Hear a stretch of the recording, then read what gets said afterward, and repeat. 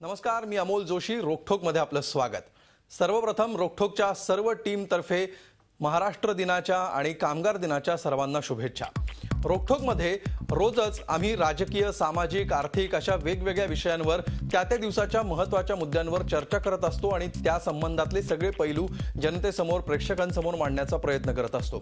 आज महाराष्ट्र दिनानिमित्त काय करावं असा विचार ज्यावेळी आमच्या मनात सुरू झाला त्यावेळी एक गोष्ट सातत्याने समोर येत होती की सातत्याने येणाऱ्या नकारात्मक बातम्या, त्याच्यावरची चर्चा, या सगळ्या गोष्टी आजच्या दिवस बाजूला ठेवून आज वेगवेगळ्या क्षेत्रामध्ये जे तरुण पुढे येत आहेत, ज्यांनी काही ट्रेंड सेट केलेले आहेत, ज्यांनी एक पहिला टप्पा पार केलेला आहे आणि पुढच्या पिढीमध्ये, पुढच्या 10 वर्षात, पुढच्या 20 वर्षामध्ये ते काहीतरी नवीन गोष्टी, स्वतःच्या गोष्टी महाराष्ट्राला देऊ पाहत आहेत, अशा काही तरुणांना आपण या कार्यक्रमात बोलवावं आणि त्यांच्याशी गप्पा गोष्टी कराव्यात. त्यासाठी साहित्य क्षेत्र असेल, IT क्षेत्र असेल किंवा सामाजिक कार्यासारखं क्षेत्र असेल, या क्षेत्रामध्ये आपापल्या परीने काही ट्रेंड सेट करू पाहणाऱ्या आणि काही महत्त्वाचं मौल्यवान काम सुद्धा आतापर्यंत ज्यांच्या हातून घडलेलं आहे आणि ज्यांच्याकडून महाराष्ट्राला मजबूत अपेक्षा आहेत, अशा काही तरुणांना या कार्यक्रमामध्ये आपण बोलवलेलं आहे. त्यांच्याशी आपण चर्चा करणार आहोत उगवता महाराष्ट्र याच्या खास कार्यक्रमात.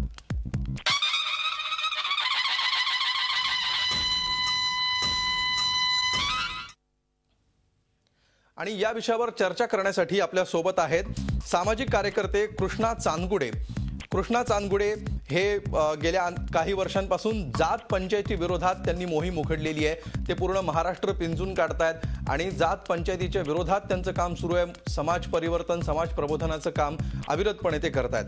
त्याचबरोबर आपल्याबरोबर आहेत तरुण लेखक अवधूत डोंगरे. स्वतःला फालतू समजण्याची गोष्ट सारखं त्यांचं पुस्तक, गेल्या वर्षी त्यांना साहित्य अकादमीचा पुरस्कार सुद्धा जाहीर झालेला होता. तरुण लेखक सध्या काय विचार करतायत, लेखन क्षेत्राचं सध्याचं चित्र काय दिसतंय, ते कसे पाहतात, या सगळ्याकडे याविषयी आपण त्यांना विचारणार आहोत. अवधूतजी, तुमचंही स्वागत. तर त्याचबरोबर आपल्याबरोबर तरुण उद्योजक रवींद्र वायबसे सुद्धा आहेत. रवींद्र वायबसे हे सध्या औरंगाबादमध्ये आहेत. त्या ठिकाणी ते स्वतःचा उद्योग त्यांनी सुरू केलेला आहे आणि औरंगाबादसारख्या ठिकाणी एक नवा व्यवसाय सुरू करून तो व्यवसाय मोठा करणं हे आव्हान त्यांनी घेतलेलं होतं. या सगळ्यांशी आपण गप्पा मारणार आहोत. आपण सुरुवात करूया रवींद्र वायबसे यांच्यापासून. रवींद्रजी, औरंगाबाद सारख्या शहरामध्ये उद्योग उभा करणं, माहिती तंत्रज्ञान क्षेत्र हे पूर्णपणे मुंबई, पुणे, नाशिक या गोल्डन ट्रँगल मध्ये वाढत असताना, फोफावत असताना औरंगाबाद सारख्या ठिकाणी उभा करणं तो व्यवसाय हे तुमच्यासाठी किती मोठं आव्हान होतं? काय विचार करून तुम्ही औरंगाबादमध्ये हा व्यवसाय सुरू करण्याचं ठरवलं? सर्वप्रथम महाराष्ट्रातील सर्व जनतेस माझ्यातर्फे महाराष्ट्र दिनाबद्दल हार्दिक शुभेच्छा. औरंगाबाद हे एक नॉन IT सिटी म्हणून समजली जाते, हे बरोबर आहे. नाशिक, पुणे, मुंबई हा एक गोल्डन ट्रँगल आहे, हे पण बरोबर आहे. पण माझं शिक्षण घेत असताना मला असं जाणवलं की भरपूर औरंगाबादमधले तरुण हे औरंगाबाद सोडून पुणे, नाशिक आणि मुंबईसारख्या गोल्डन ट्रँगलमध्ये अडकले जात आहेत आणि त्यामुळे औरंगाबादची ग्रोथ ही थांबत आहे. अच्छा. आणि हाच विचार करून ह्याच तरुणांना औरंगाबादमध्ये संधी देण्याचा आम्ही विचार केला आणि ही आज जी संधी आम्ही दिलेली याच विचारातून, याच संकल्पनेतून त्याचा उद्भव झालेला आहे. बिलकुल. आपल्याबरोबर कृष्णा चांदगुडे सुद्धा आहेत. कृष्णाजी, जात पंचायती विरोधात आपण गेल्या काही वर्षांपासून काम करत आहात. आपल्या कामाचं स्वरूप काय आहे, त्याची व्याप्ती काय आणि त्याचं महत्त्व काय आहे, याविषयी सुरुवातीला आपण थोडं विवेचन करा. महाराष्ट्रातल्या प्रेक्षकांना, ज्यांना हे तुमचं काम माहीत नाहीये, त्यांना कल्पना यावी यासाठी थोडक्यात तुम्ही ज्या क्षेत्रात सध्या काम करताय त्याविषयी काय सांगाल? पुरोगामी समजल्या जाणाऱ्या महाराष्ट्रामध्ये जात पंचायत नावाची काहीतरी व्यवस्था आहे असं महाराष्ट्रामध्ये कुणाला वाटलं नव्हतं.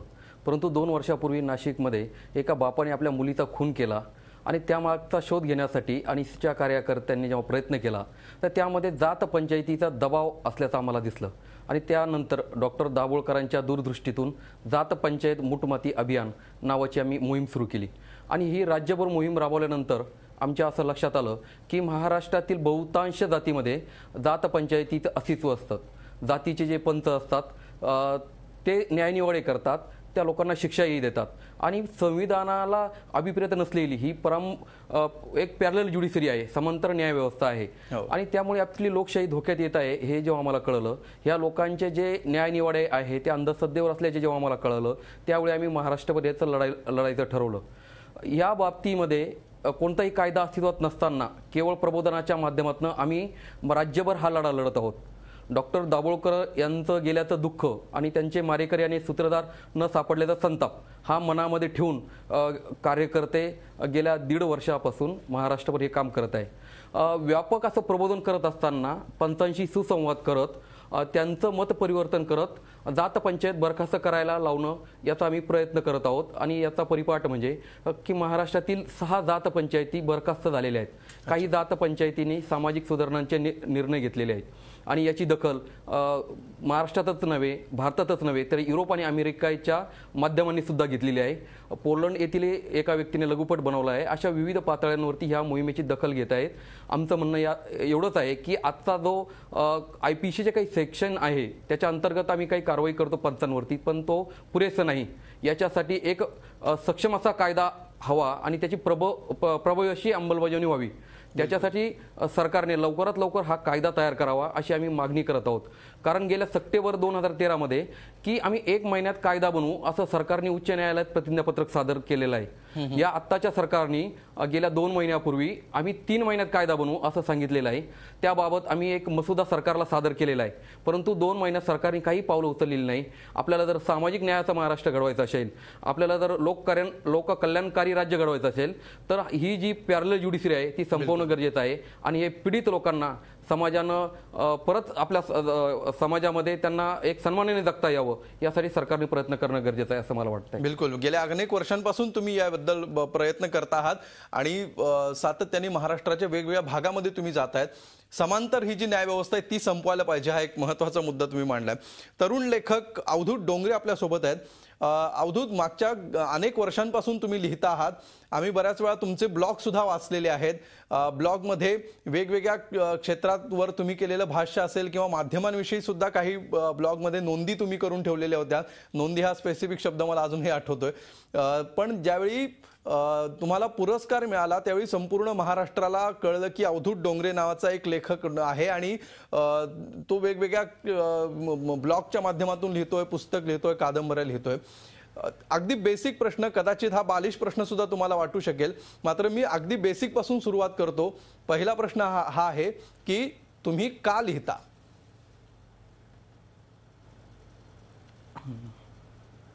काय आता हा प्रश्न एवढा म्हणजे मोठा आहे आणि त्याची इतके वर्षानुवर्ष पिढ्यानुपिढ्या माणसं उत्तरं देत आली तरी तो सापडला नाही.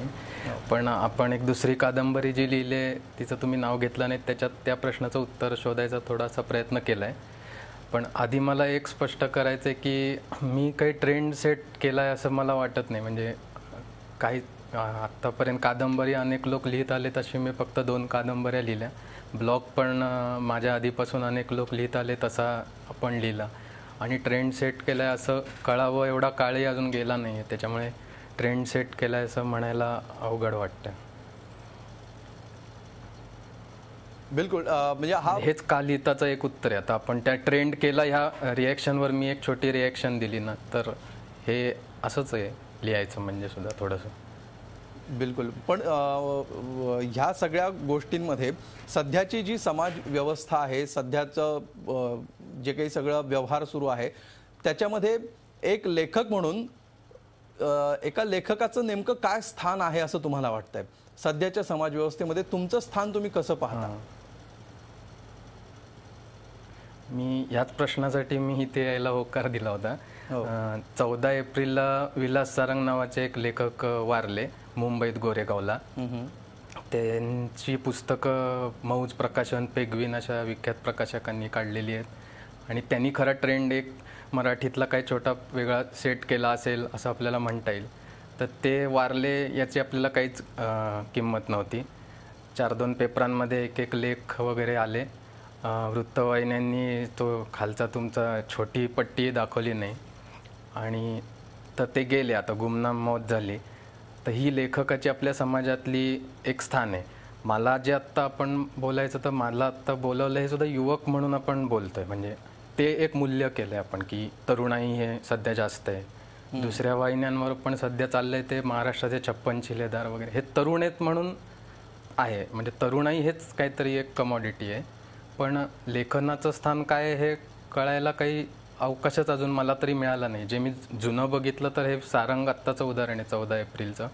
आणि अशी 4-5 वर्षातली खूप उदाहरणं देतील. कमल देसाई सांगलीत गेल्या, शरद पाटील धुळ्यात गेले, अशोक केळकर भाषा वैज्ञानिक समीक्षक औरंगाबादमध्ये वारले, आणि काय असं प्रकाश जाधव म्हणून एक होते ते 11 साली गेले मुंबईतच. तर आणि नुसतं वृत्तवाहिन्यांवर बातम्या देण्याचा मुद्दा नाही, ते आवृत्ती प्रती अशा सगळ्या बाबतीत ते बोलता येईल. त्यातलं एक छोटंसं उदाहरण शेवटी देतो. तुम्हीच झीचा एक नाट्यगौरव पुरस्कार एलकुंचवारांना दिला.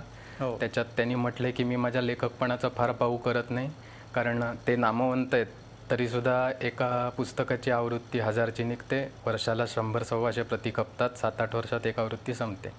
अशा याच्यात लेखकाचं रिसेप्शनच किती आहे समाजात हे दिसतं. त्याच्यापेक्षा चांगलं जगावं असं त्यांचं मत होतं. तर ते जास्त अनुभवी आहेत, त्यांचं मत आपण ग्राह्य धरूया. तर मला अजून मत पण त्याच्याबद्दल काही बनलं नाही आहे. बिलकुल.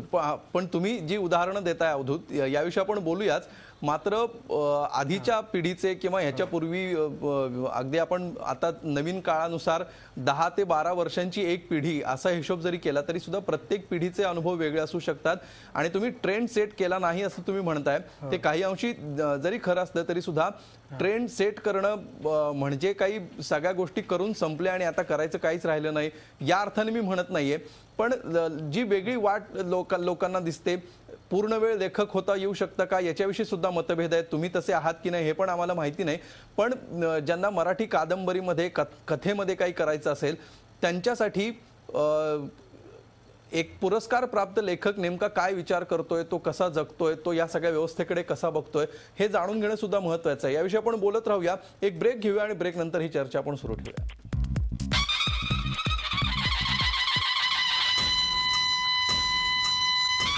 उगवता महाराष्ट्र या खास कार्यक्रमामध्ये महाराष्ट्रातल्या वेगवेगळ्या क्षेत्रामध्ये काम करणाऱ्या तरुणांशी आपण गप्पा मारतो आहोत. रवींद्र वायबसे आपल्याबरोबर आहेत, जे IT उद्योजक आहेत औरंगाबाद सारख्या ठिकाणी. त्यांनी आपला स्वतःचा व्यवसाय सुरू केला. रवींद्रजी, सध्या तुम्हाला आता काही वर्ष झाली हा व्यवसाय सुरू करून, त्याच्यामध्ये अनेक कर्मचारी तुमच्याकडे सध्या काम करतायत.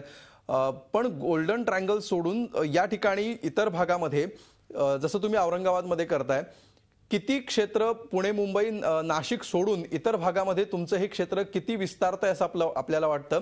आणि जो एक ट्रेंड दिसतो की ग्रामीण भागामध्ये किंवा हा गोल्डन ट्रायंगल सोडून इतर भागामध्ये सुरुवातीच्या काही काळामध्ये तरुण नोकऱ्या करतात, पण त्यांचं अंतिम ध्येय हे जास्त पगाराची नोकरी मिळणं आणि पुणे मुंबई नाशिककडे धावणं हे असतं. त्या दृष्टीने तुमचा सध्याचा अनुभव काय आहे? तुमचं म्हणणं बरोबर आहे की जास्त पगाराच्या अपेक्षेमध्ये औरंगाबादमधले तरुण किंवा कुठलेही तरुण ग्रामीण उद्योगात ग्रामीण क्षेत्रात राहणारे हे पुणे मुंबई किंवा नाशिककडे जाण्याचा प्रयत्न करतात. पण पगार हीच एक गोष्ट जर सोडली तर त्यांना कामाची क्वालिटी किंवा जे एक्सपोजर आपण म्हणतो ती गोष्ट जर आपण त्यांना प्रॉपर प्रोव्हाइड केली आणि वर्क कल्चर किंवा वर्क एन्व्हायरमेंट हे जर पुणे मुंबई आणि नाशिक यांच्या गोल्डन ट्रायंगलच्या हिशोबाने जर आपण त्यांना इन्फ्रास्ट्रक्चर अवेलेबल करून दिलं तर हा जो सगळा आउटफ्लो आहे ग्रामीण भागातून शहराकडे जाणारा हा आपण थांबवू शकतो. आणि हे आम्ही करून दाखवलेलं आहे.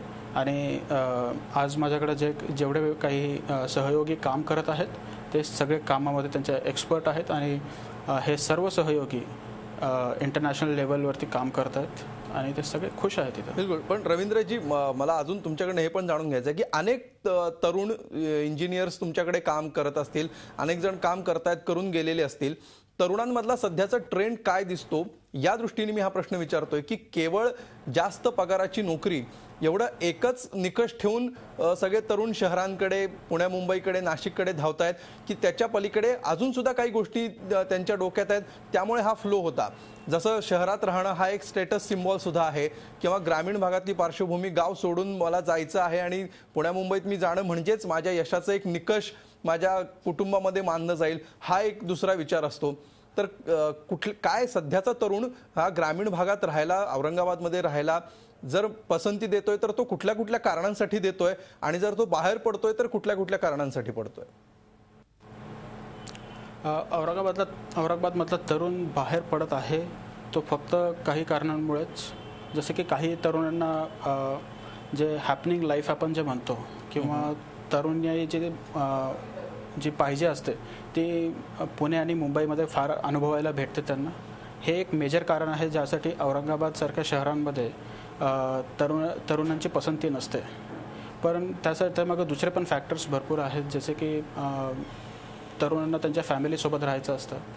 तर आणि जर त्यांना जे पुणे आणि मुंबईमध्ये जे काम करायला भेटणार आहे तेच काम जर आपण औरंगाबादमध्ये जर अवेलेबल करून दिलं तर असं काही मेजर इश्यू नाही आहे की ते औरंगाबाद सोडून दुसऱ्या शहरांमध्ये विस्थापित होतील. कारण हा एक अनुभव आहे की दिल्ली, चेन्नई किंवा बँगलोरवरून जे एम्प्लॉईज आम्हाला जॉईन करतात औरंगाबादमध्ये येऊन त्यांच्या मनस्थितीमध्ये थोडासा एक फरक असा पडतो की जी नाईट लाईफ किंवा जे हॅपनिंग कल्चर त्यांना तिथं बघायला मिळतं ते आपल्याकडे औरंगाबादमध्ये अवेलेबल नाही. हा एक फीडबॅक आम्ही सहसा अनुभवतो. पण या सर्व स्थितीतून बघताना औरंगाबादचं इन्फ्रास्ट्रक्चर जे आहे ते बेसिक नेसेसिटीज आणि बेसिक लक्झरी नेसेसिटीज ला भरपूरच्या दृष्टीने केटर करत आहे. तर गोईंग फॉरवर्ड जेवढे तरुण औरंगाबादमध्ये येतील, जेवढे तरुण उद्योजक औरंगाबादमध्ये येतील, हा जो तरुणांचा जो प्रॉब्लेम आहे किंवा त्यांना जो एक औरंगाबादमध्ये हॅपनिंगनेस वाटत नाही तो पण निश्चितच पुढे जाऊन सॉल्व्ह होईल. बिलकुल. यानंतर पुन्हा आपण अवधूत डोंगरेंकडे जाऊया. अवधूत, मगाशी जो आपण ज्या विषयावर ज्या मुद्द्यावर येऊन आपण थांबलेलो होतो त्यामध्ये माध्यमांनी मोठमोठ्या लेखकांच्या अचिव्हमेंट्सची असेल किंवा त्यांच्या निधनाची घेतलेली दखल या सगळ्याविषयी तुम्ही बोललात. एक प्रकारे तुम्ही नाराजी सुद्धा व्यक्त केलीत. पण लेखकाचं समाजातलं असणारं स्थान मोजण्यासाठी माध्यमांनी दखल घेणं किंवा माध्यमांमध्ये ती बातमी येणं हा एवढाच एका निकषावर तुम्ही मोजता का? म्हणजे तसं जर असेल तर मग एक प्रकारे माध्यम हा समाजमनाचा पूर्ण आरसा आहे हे सुद्धा तुम्ही मान्य केल्यासारखं होईल की जी चांगलीच गोष्ट आहे, ते तुमच्याकडून आम्हाला मिळालेलं सर्टिफिकेटच असेल. पण ह्याच्या व्यतिरिक्त माध्यमांमध्ये येणाऱ्या बातम्या, माध्यमांनी घेतली जाणारी दखल ह्याच्या पलीकडे जाऊन व्यक्तिगतरित्या तुम्हाला लेखक म्हणून काय वाटतं की आज व्यक्तिगत, मी इतर सगळ्या लेखक समुदाय म्हणून विचारत नाही, तुम्हाला अवधूत डोंगरे म्हणून तुम्हाला काय वाटतं की लेखक म्हणून काय आपलं स्थान सध्या समाजात आहे? तुम्हाला कसा फीडबॅक मिळतो?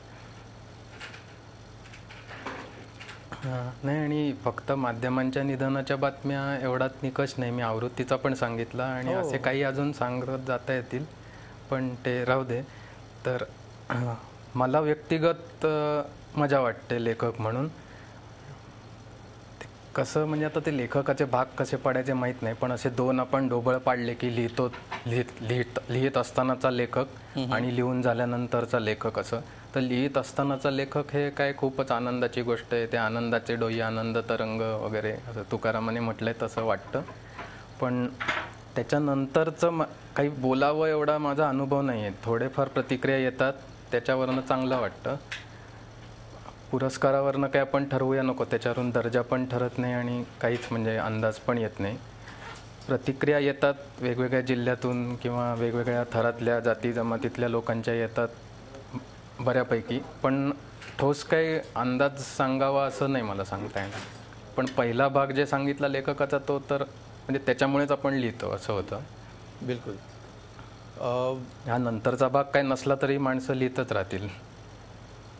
बिलकुल, माणसं लिहितच राहतील. ही इथूनच आपण पुढे ही चर्चा पुढच्या भागात पुन्हा एकदा आपण पुढे घेऊन जाऊया की सध्याचं मराठी साहित्य आणि मराठी लिहिणारे साहित्यिक किंवा कुणी महाराष्ट्रामध्ये सध्या जे काही लेखक ज्यांना आपण म्हणतो त्यांचं साहित्य प्रामाणिक किती आहे आणि बाजार व्यवस्था जी आहे, मार्केट आहे, त्या सगळ्यातून प्रभावित होऊन निर्माण होणारं साहित्य किती आहे याविषयी तुम्हाला काय वाटतं याविषयी आपण बोलूया. कृष्णा चांदगुडे सुद्धा आहेत, त्यांच्याकडे पण जाऊ. एक ब्रेक घेऊया आणि ब्रेक नंतर ही चर्चा आपण पुढे सुरू ठेवूया.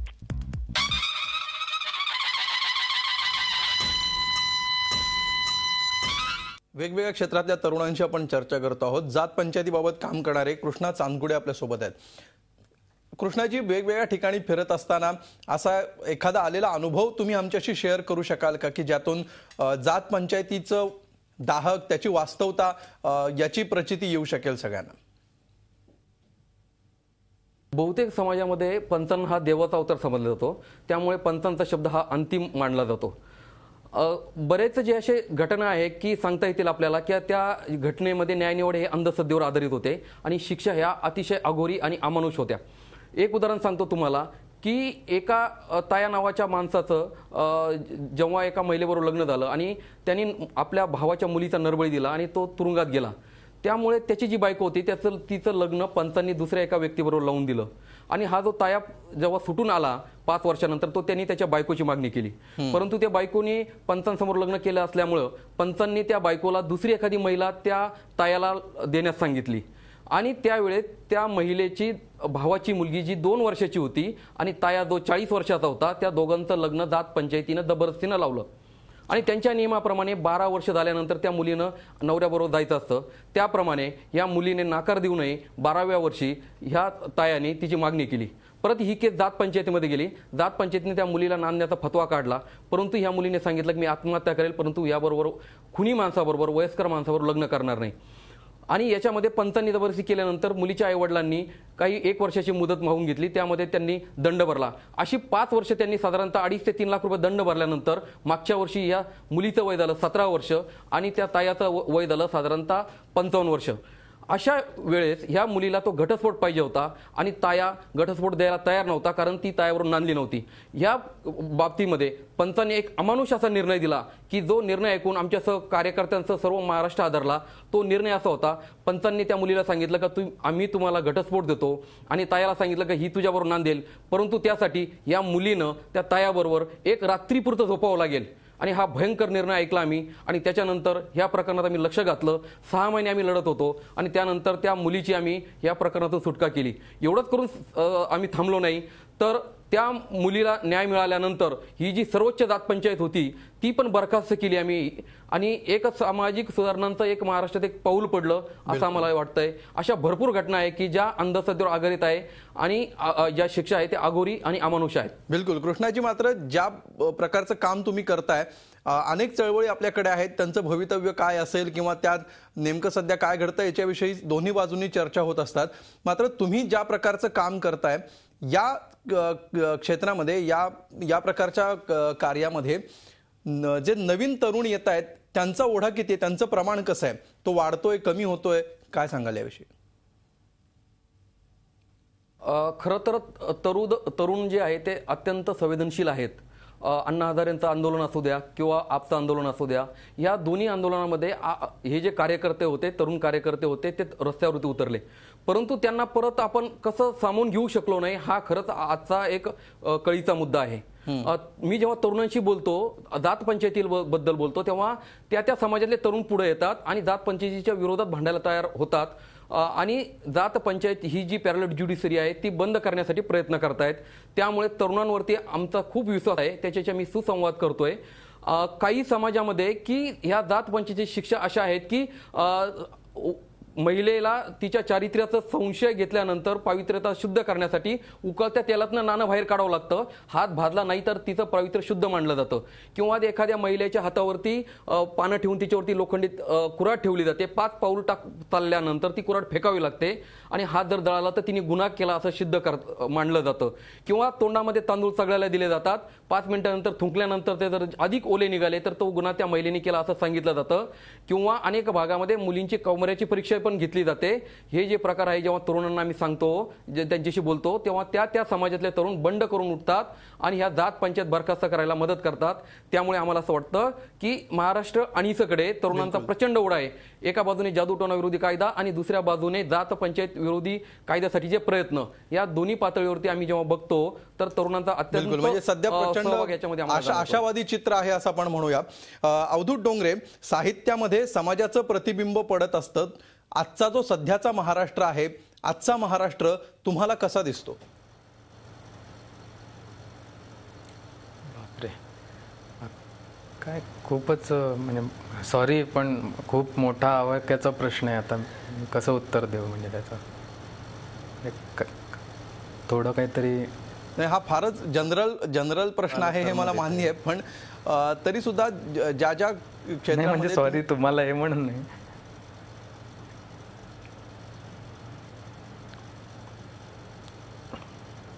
नाही, तुम्ही सध्या तुमच्या समोर जो पर्स्पेक्टिव्ह येतो किंवा जो तुम्हाला सगळ्यात पहिल्यांदा सांगावा असं वाटतं, ते अगदीच आपण सगळ्याच बाबतीत या कार्यक्रमामध्ये सगळेच मुद्दे कव्हर करू शकू असं नाही, पण एक लेखक म्हणून तुम्ही बघता आहात, आजूबाजूला राजकीय चित्र बघता आहात, सामाजिक चळवळी बघता आहात, साहित्य क्षेत्रात काय चाललंय बघतायत, सगळ्यात मेन म्हणजे जो मुद्दा तुम्ही सुरुवातीला घेतलात माध्यमांमध्ये काय चाललंय बघताय. या सगळ्यातून तुम्हाला ओव्हरऑल महाराष्ट्राचं चित्र काय दिसतंय आज काय कसा महाराष्ट्र दिसतो तुम्हाला आजचा?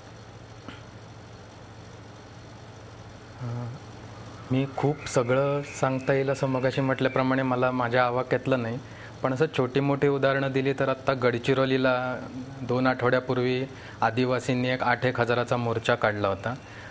वन हक्क आणि हे भूमिग्रहण अधिग्रहण कायदा वगैरे जे करतायत त्या संदर्भात. तर ही महाराष्ट्रात घडलेली घटना होती. गडचिरोली शहरात मोर्चा निघाला होता 8-1 हजारांचा, पण तो सगळ्या महाराष्ट्राचा ठरलेलाच नाही आहे. म्हणजे ते आदिवासी हे आपले नसल्यासारखीच अवस्था आहे. आणि हे माध्यमांचं बोलत नाही, असं काही मोठं फेसबुकवर अगदी सगळ्यांनी ते पसरवलं आहे किंवा सोशल मीडियावर काही त्याचा मोठा असं काहीच नाही. 8-1 हजाराची ही अवस्था आहे. म्हणजे एक समूह आपण असा खलास करतोय असं वाटतं. ही छोटीशी एक गोष्ट मला आत्ताची आठवते म्हणून सांगतो. बाकी खूपच मोठा प्रश्न आहे. माध्यमांबद्दल तर माझं मत ते मी सांगितलंच आहे. ते अजूनच खराब वाटतं. म्हणजे बिलकुल. आणि काय हा एक प्रसंग पुरेसा आहे मला वाटतं. म्हणजे माझ्या आत्ताच्या अनुभव पॉझिटिव्ह काय वाटतं तुम्हाला? काय कुठल्या गोष्टी दिलासादायक वाटतात, आशादायक वाटतात? दिलासा दे आता हे मी बोलू शकतो ना, इथे आपण येऊन याच्यावर बोलतोय, हेही काही कमी वाईट नाही. म्हणजे आता ते 8 हजाराचं कदाचित मग तुम्ही तिथे जाऊन कव्हर कराल पुढच्या वेळेला असं एक आशावादीच आहे नाही. म्हणजे आपण बोलतोय हे काय आशावादीच आहे तोपर्यंत. बिलकुल. म्हणजे असं मी आणि याने नाही म्हणजे गमतीत नाही म्हणते, खरोखरच एवढं आहे ना, आशावाद आहे हा. बिलकुल. म्हणजे तुमच्यासारख्या लेखकांनी ह्या गोष्टी आशावादी आहेत हे म्हणणं सुद्धा आमच्यासाठी सुद्धा समाधानकारक आहे.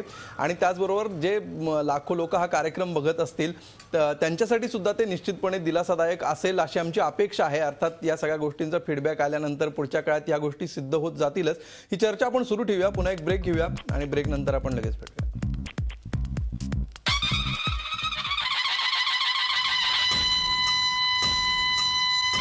उगवता महाराष्ट्रामध्ये आपण चर्चा करतो आहोत. आपल्यासोबत वेगवेगळ्या क्षेत्रातली तरुण मंडळी आहेत.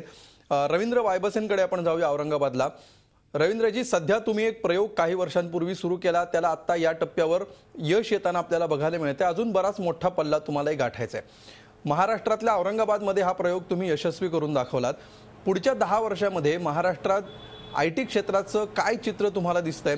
महाराष्ट्रातल्या छोट्या छोट्या शहरांमध्ये, अगदी जिल्ह्यांमध्ये, बुलढाणा असेल किंवा परभणी असेल, सांगली कोल्हापूरसारखा भाग असेल किंवा उत्तर महाराष्ट्र असेल, यासारख्या छोट्या छोट्या शहरांमध्ये IT उद्योग आता वाढत राहील आणि IT उद्योगासाठी जे ग्रामीण भागातून जो सगळा ओढा शहरांकडे येतो तो किती प्रमाणात पुढच्या 10 वर्षामध्ये कमी झालेला असेल असं तुम्हाला वाटतं?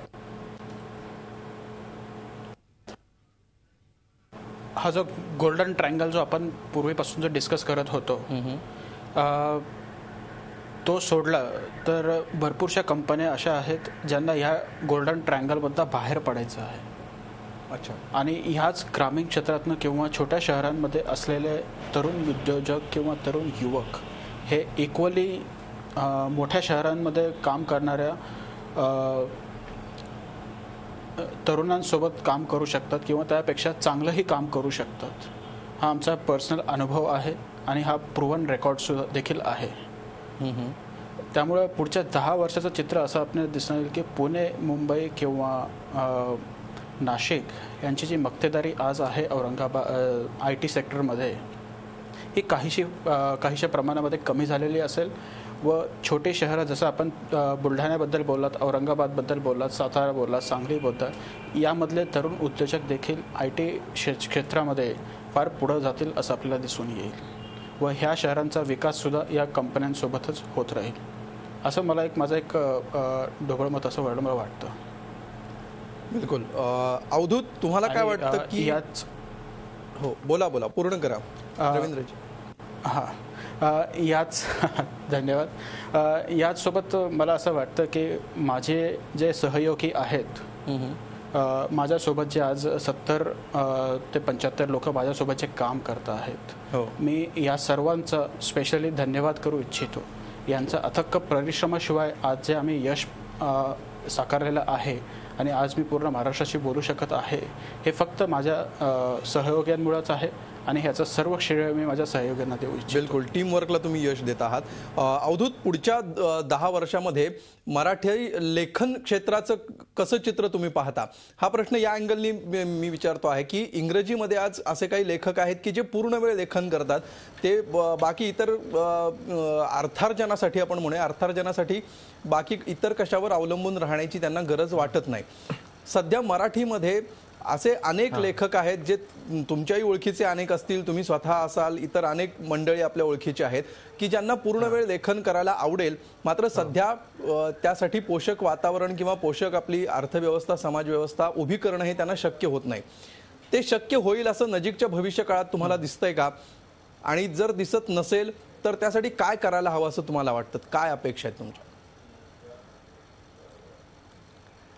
नुसतं लिखाण म्हणजे क्रिएटिव्ह लेखनावर होईल की नाही माहीत नाही, पण काही काही लोक करतात. आता तो एक कवी वगैरे पुण्यात प्रूफ रिडिंगपासून एडिटिंग अशा गोष्टींचं एक त्यांनी एक संध काहीतरी उभं केलं आहे संस्थेसारखं, म्हणजे त्याच्यातनं ते इन्कम जनरेट करून क्रिएटिव्ह लेखन करत राहू शकतात. किंवा काही लोक मालिकांसाठी लिहितात, पण मालिकांचं सोडलं कारण ते काही वेगळंच आहे. पण ट्रान्सलेशन आणि असे पूरक लेखनाला पूरक असे काही गोष्टींमधून होऊ शकतं थोडंफार, म्हणजे ते फुल टाईमकडे जाईल असं वाटतं. माझं मत तसं आहे की ते म्हणजे आता काय पत्रकारिता किंवा हे असे काही दुसरे मीडियम लेवलचे उत्पन्नाची साधनं धरली तर त्याच्यापेक्षा बऱ्या लेवलला ते नेऊ शकतं. म्हणजे क्रिएटिव्ह लेखक ते पूरक गोष्टी म्हणून ह्या करू शकतो. ते लेखनाची पूरक आहे ना ही कामं. बिलकुल.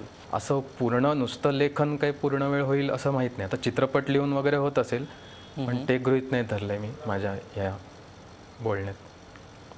म्हणजे ठीक आहे, आशावादी आहे त्याच्यात. असं तुम्हाला ते कार्यक्रमाला हे म्हणता येईल की आशावादी चित्र आहे या बाबतीत थोडंसं.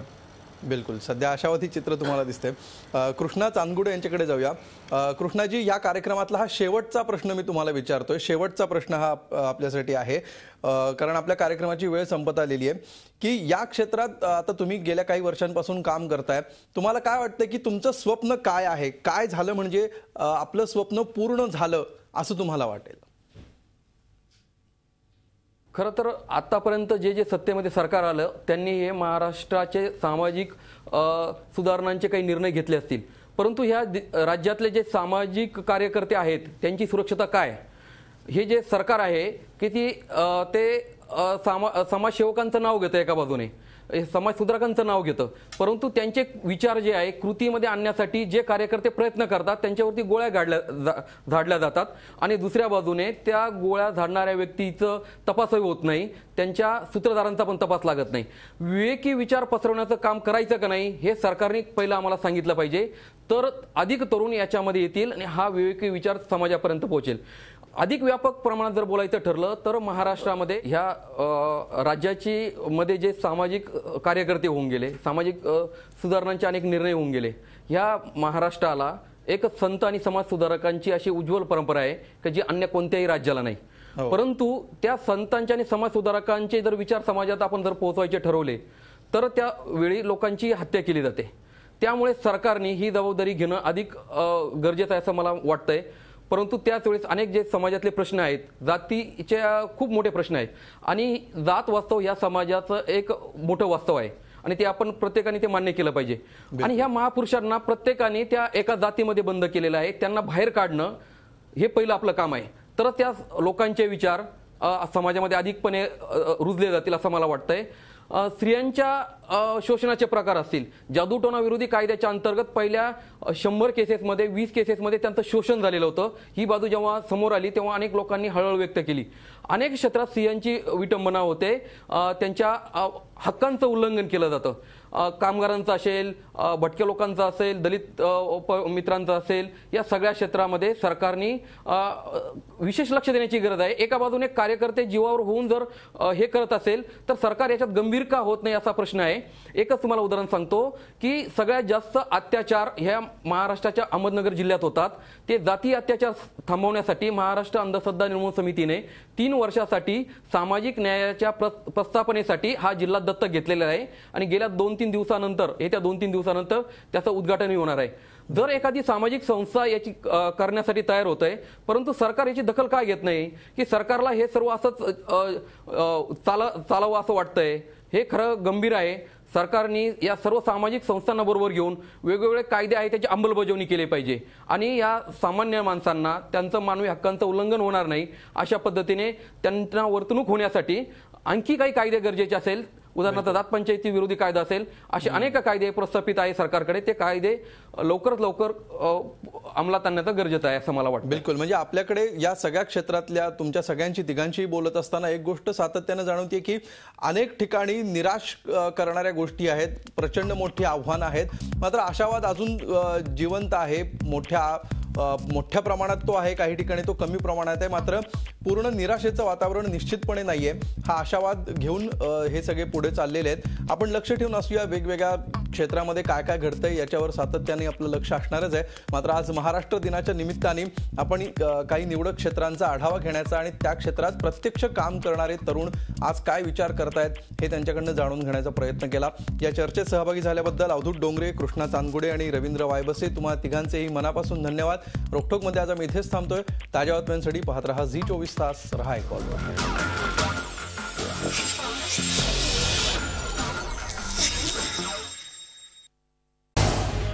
झी24 तास रहा एक पाऊल पुढे.